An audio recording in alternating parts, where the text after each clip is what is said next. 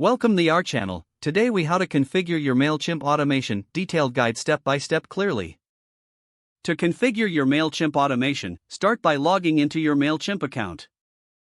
Once you're logged in, navigate to the Automation tab located on the dashboard. Click on the Create button to begin setting up your automation workflow. Choose the type of automation you wish to create from the available options. For instance, you might select Email Series to create a series of emails sent over time. After making your selection, give your automation a descriptive name.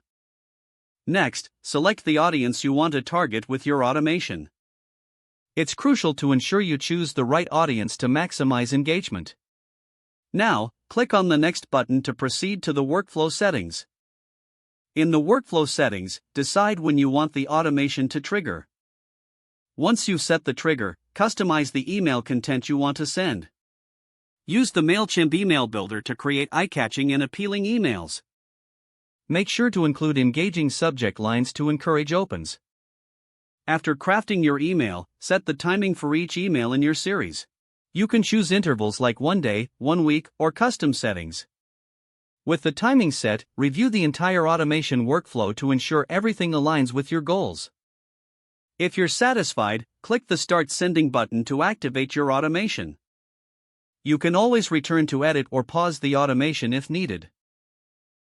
Lastly, monitor the performance of your automation through Mailchimp's Analytics dashboard. This will help you track open rates, click rates, and overall engagement.